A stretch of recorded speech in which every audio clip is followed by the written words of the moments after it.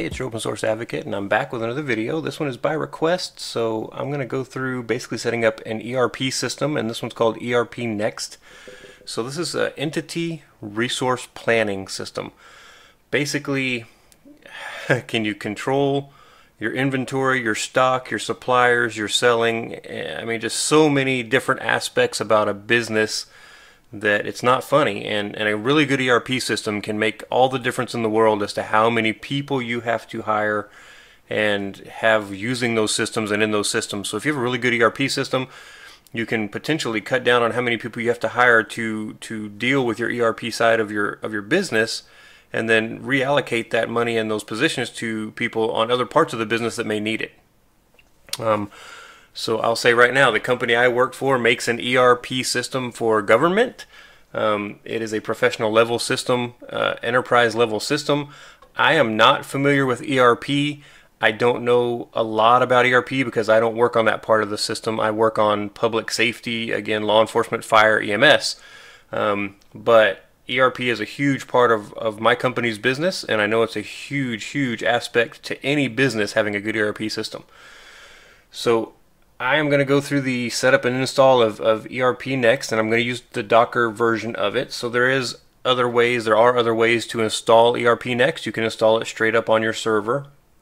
I did find that they have an official Docker version here, and it's under this program here called Frappe, I guess Frappe, ERPNext. So as you kind of scroll down through here, you'll see there's quite a bit to it, and they've got a good amount of documentation, which is great. Sometimes it's hard to find really good documentation for these projects, but in this case, these guys really seem to have plenty of documentation out there, so it really wasn't too much trouble to figure out how to get things installed. So as we go down, we'll see you'll see that we have the option of full install, virtual image, and some other ways that you can do things are also out there in their main site. But they have licensing, and then they have, if you want to contribute, and logs, trademark usage, things like that. So be aware there are some things there that you might want to read through. So here is just kind of a starting list of what you may use this for in any kind of business.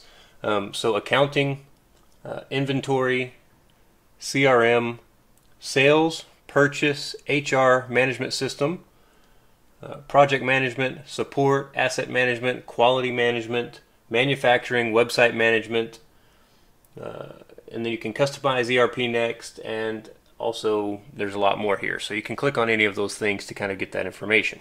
They have a nice user guide and a discussion forum, so if you've got questions about ERPNext, you can use these things to really help you get into it and learn more about how it's built and what you can do with it. So highly recommend reading this documentation and understanding it and looking for it when you have questions about how to do things. So I'm going to go through the install using Docker, and then getting it set up so that you have a domain or a URL that points to the right place and get you set up and everything like that. Once we've got that set up, I'll go through some of the main settings, not all of the settings, because when we get into this thing, you'll see that there are just hundreds and hundreds and hundreds of settings that you can set on this system. It's really nice looking. Again, not knowing a lot about ERP, it just to me looks like it's a very full-featured system, but I will show you a few of the settings that I think are kind of important and how to set up your users and things like that.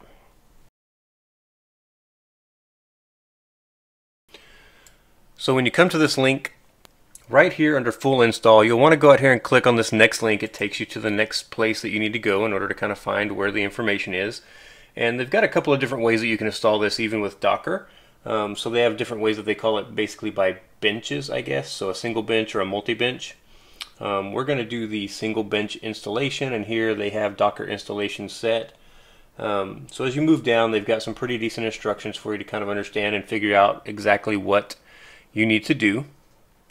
So if you don't have Docker installed, we'll definitely have to get that, but just getting to the right place is important, out of the gate. So they do have Docker installation, easy install script, manual installation. So if you click on Docker, it just jumps you down on the page to that section.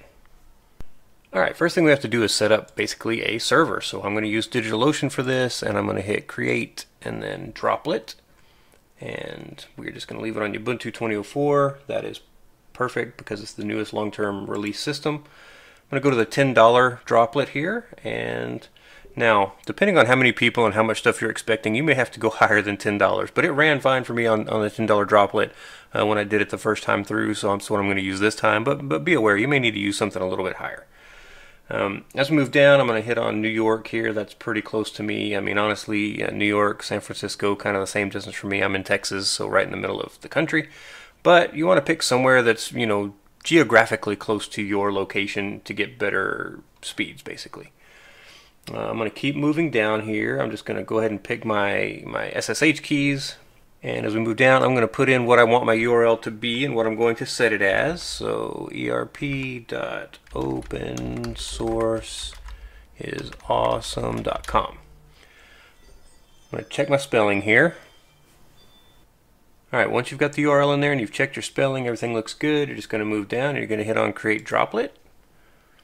And we're just going to give that a few seconds here for DigitalOcean to spin that up. In the meantime, we'll go over to Hover. And I'll go into my domain here. I'm going to click on DNS. And then I'm just going to go down here. I'm going to add a record. And then I'm going to type in ERP, as that's going to be the subdomain of the domain, opensourceisawesome.com. And then I'm going to set this on 5 minutes. And then I'll come back and paste in the IP address that I get from DigitalOcean here when it's done creating our droplet. It's finished, so I'm going to copy that. I'm just going to come over here and paste it in. Paste it right there and hit OK to save it. And then we'll just check that we see it here in the list, which we do. Great.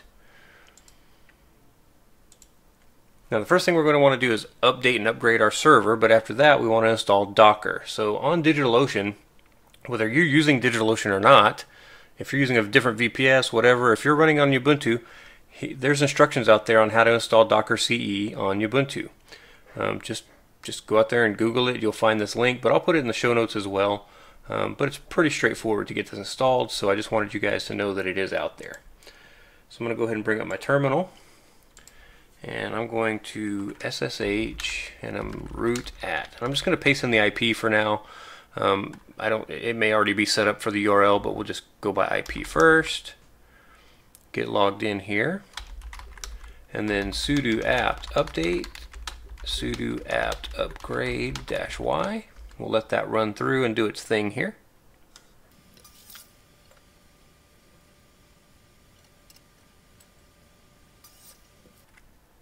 Alright, when that update and upgrade finishes, just reboot your server.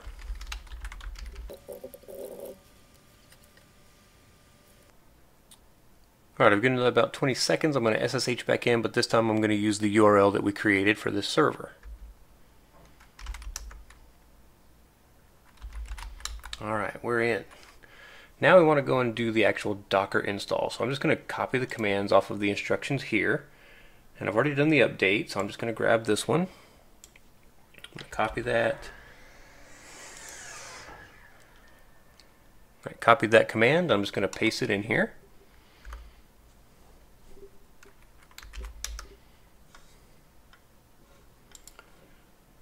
And I'm just going to work my way down the page, grabbing each command and copying and pasting it in. Okay, we've installed Docker CE now. Now that we've got Docker installed, we need to go back to our instructions. And here it says we're going to do a git clone, so we will need git installed just in case you don't have git installed. This is the way that you do it. You'll do sudo apt install git. It's already installed for me, so that's great. So now we're going to grab this command. We're going to paste that into the terminal, and it's going to pull down that repository. Then we're just going to cd into that repository, and we'll just list out what's there.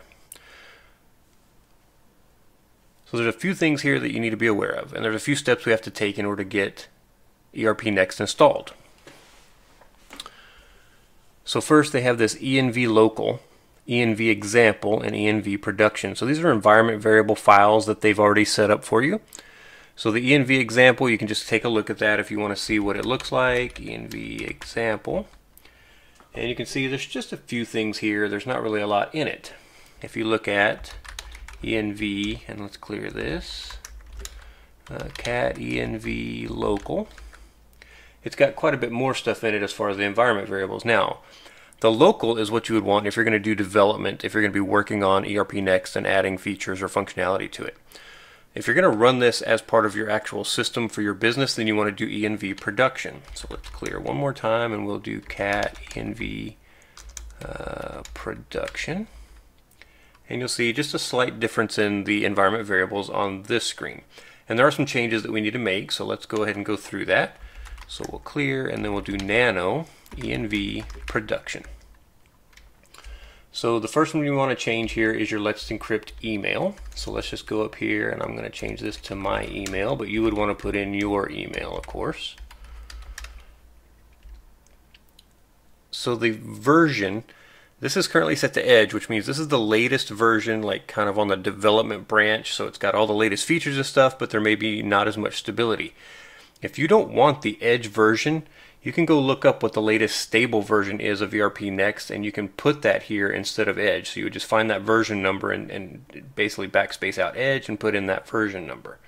For our purposes, we'll leave it on Edge, that's fine. Your MariaDB host is going to be MariaDB, so I wouldn't mess with this. Your MySQL root password equals admin. You should change this, and it's probably good if you do. So I'm going to change this to something at least a little bit harder, right? So then down here for the site name, so you want to give this the actual name that you gave in the URL, and the same thing here for the sites equal. And you want to put that between those single backticks. Those are not single quotes, those are single backticks, which on my keyboard, on the US American keyboard, is to the left of the number 1 on that row. So we're going to put erp.opensourceisawesome.com again. Here for the DB root user, that should remain root. I would not change that. And then for your admin password, this is for logging into the system with your administrator account. Again, you should make this a strong password. So make it something much more difficult than admin. So we're going to make this just a little bit harder. Okay, something like that. And maybe not the pounds. I don't know if that's going to count as like a comment. Let's just try. That's good right there. Okay. And then install apps, ERPNext. Yes, we just want to leave that alone. All of the rest of this we really don't want to mess with. So the things you want to change are your admin password. The sites, change that to the correct URL. Your site name, change that to the correct URL. Your MySQL root password, you should change and make it a strong password as well. And then up here, if you want to change the versions, you should go ahead and do version number that you want. And then on this ERPNext version, you should look at this and make sure it's the right version. In the same way for the Frappe version, make sure it's the version that you want. If it's not the Edge version, you don't want that most latest thing that could have some instability, you should go find the latest stable version and put that version number here. And then finally, change the email to be your email for the Let's Encrypt email stuff. Once you've got all that done, you're going to hit Control O and then Enter to save your changes, and then Control X to get out of that file. Now we also have a docker compose.yaml. That's what we're going to use to install this. So we also need to install docker compose. So let's do that real quick. So sudo apt install docker compose, and then hit Enter, and you can put a -y if you don't want to be prompted about it.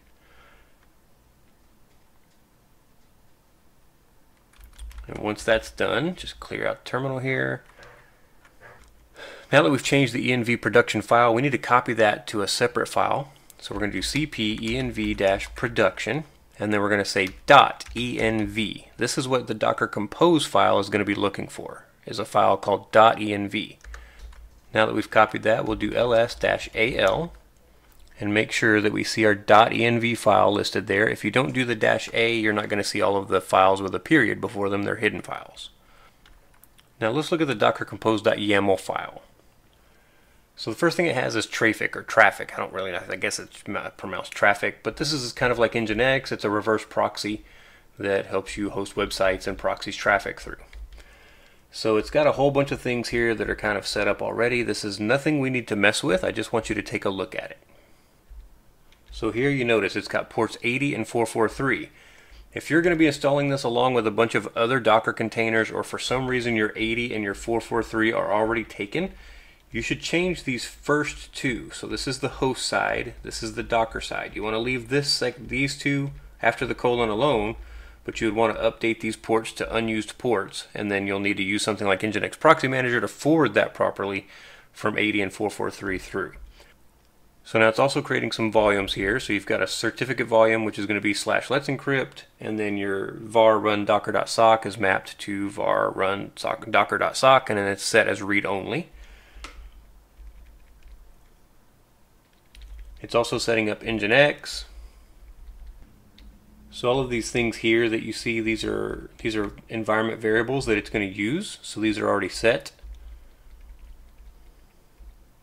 And we set those in the environment variables section when we edited that other file. So as we run down through the file, I don't see anything that we need to change. It looks good to me, so we can exit this with Control X. And now we're just going to do the very simple command of docker compose up and then -d for daemon, which means let it run in the background.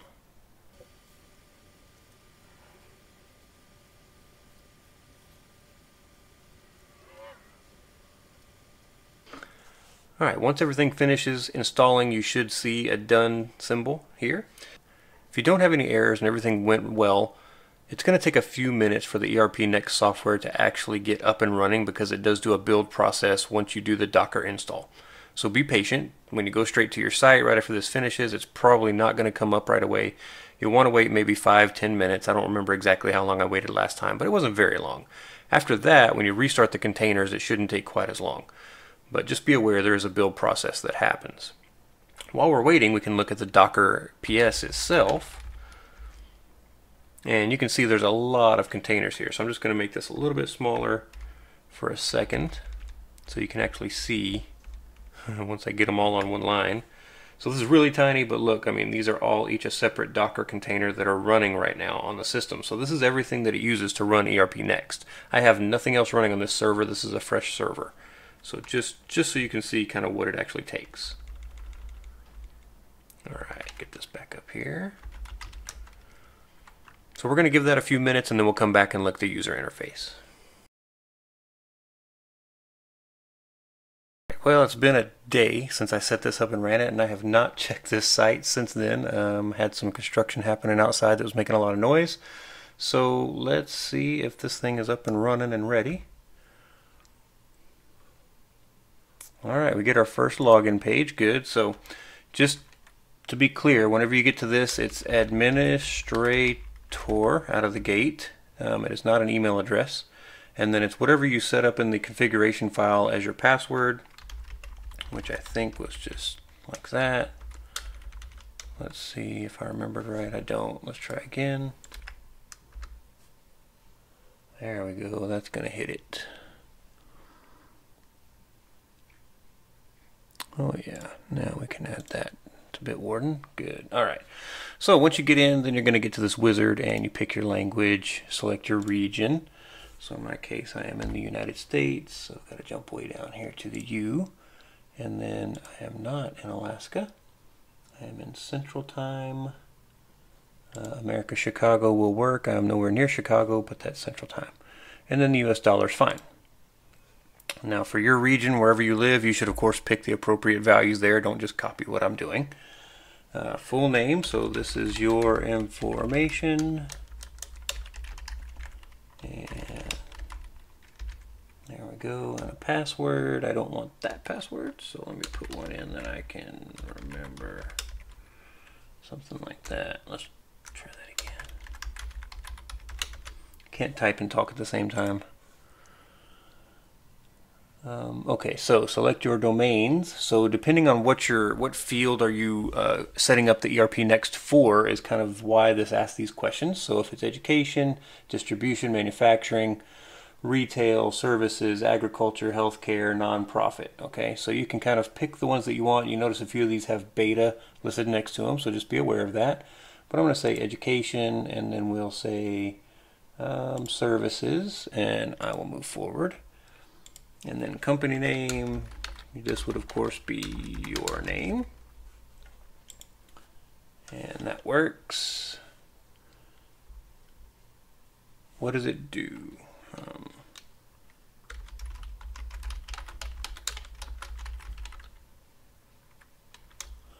Well, we'll just keep it simple. IT, how's that?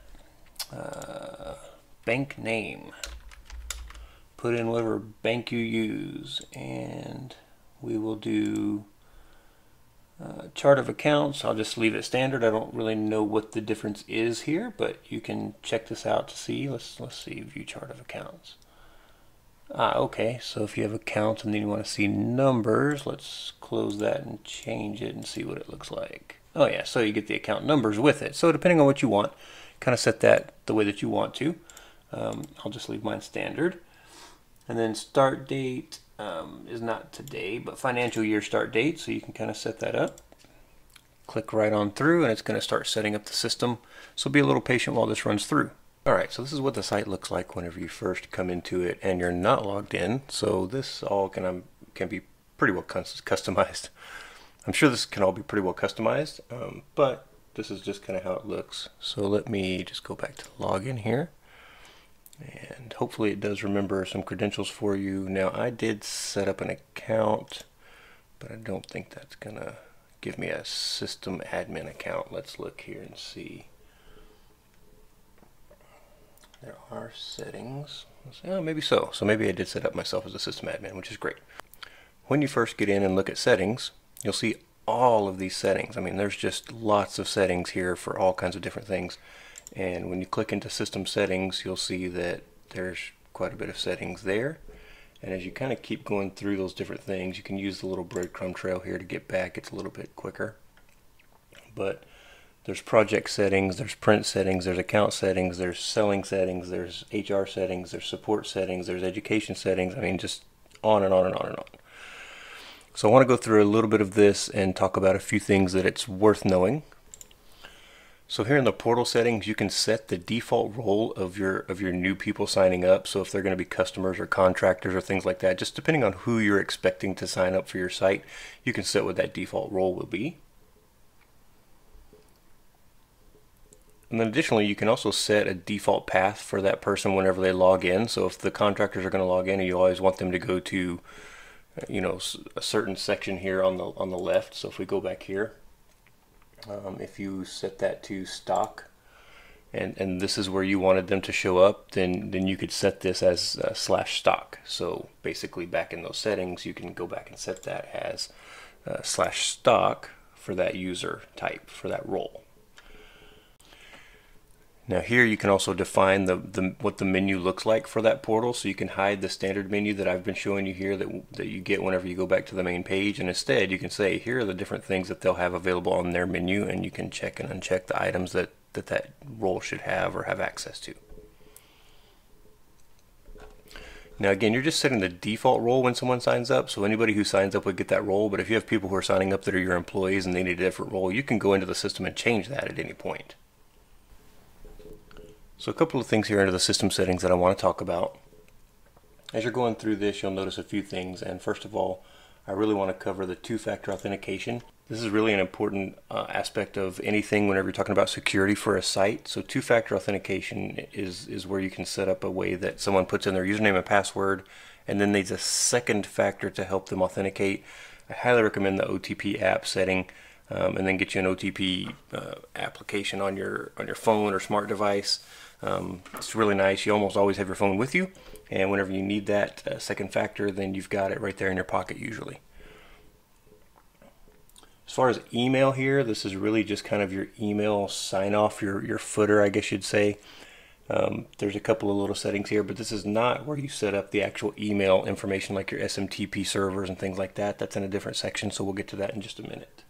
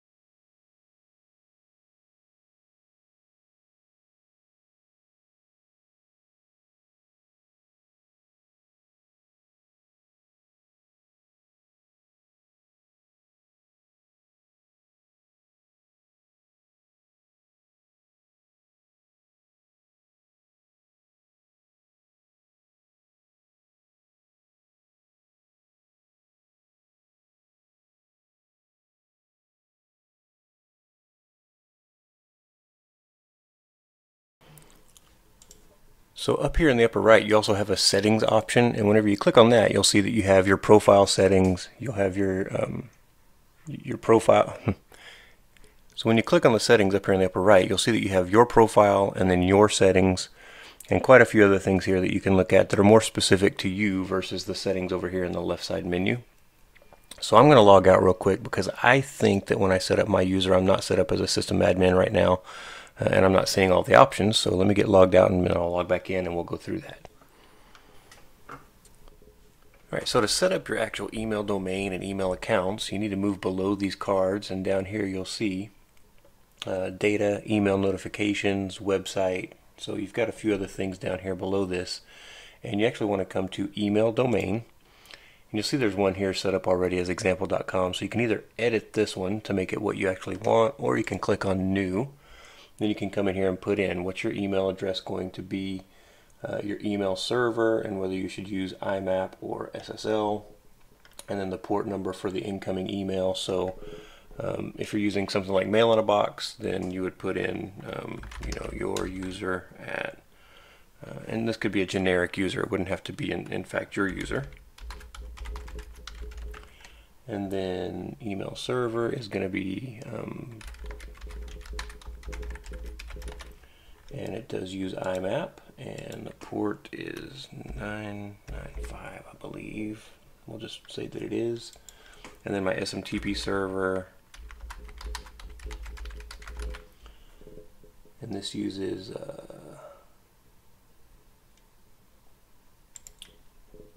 TLS start, but that's okay. We'll see if that works. And then the port in this case is this. Okay, so the one thing I wasn't clicking was this use SSL, which on my system it does do. So make sure that you check all of the appropriate checkboxes, that you've got all of your ports set correctly. So initially I set up 995 and it's 993. Now here on your attachment limit, 1 megabyte, that's a little bit small, so you might want to increase that. You know, these days attachments can be pretty big. I think 20 is kind of the standard, so just keep that in mind as you're going through here and setting this up. But once you do that and you click on save, it goes out and it validates your email server and email information. So be a little patient because it can take a couple of seconds the first time. After that, you should be set and everything should be okay. And really what this does is just setting up the domain for another user to say, this is the domain I want to use, and then they'll have their username and password, of course, for your email SMTP server so that they can send email out through ERPNext. That is about the extent of what I know about the ERPNext software. I mean, it looks really nice. Again, I'm not an ERP expert, but it looks like it's got some really great capabilities and features and just tons and tons of things that you can get set up in here. So what I'm going to do is I'm going to leave this set up. Now the email isn't going to work because you don't have an email on my email server and domain, but I'll leave this set up, and if you want to sign up, when you sign up, if you'll send me a message on Telegram or to my email, which I just put on that other screen, I will go in and set you as an administrator if you're not, and if you want admin access to kind of play with this site. So I'm going to post this, I think, on the 1st of September, and I will leave this up for 14 days. So I'll leave this, in fact, I'll leave this up till September 15th, so halfway through the month. So if you want to get in and play with this, you can. If you're messing with it and things like that, or if you break it, let me know so that I can go back and reset it up real quick. If you're having issues getting into it or getting signed up, let me know. I'm not a ERP expert, so if you have questions, things like that, they have some really good documentation out there as well. But I'll put links in the show notes and in the description. I hope you enjoyed this. I want to say thank you to all of my subscribers, and thank you to all of the people who've signed up using any of my affiliate codes for DigitalOcean or SSDNodes or Hover. And a big thank you to the folks over at Patreon, my patrons that are signing up and supporting me and supporting my efforts to do these videos. I'm having a blast, I'm having a good time, and I'm going to be putting out another poll soon to kind of see what you guys want next. It looks like AirSonic is kind of the winner right now, but after that I want to see what all you guys are interested in after that. So kind of keep an eye out for that as well. If you enjoyed this video, like, subscribe, tell your friends about it so they can come along on the journey with us, and I'll talk to you next time.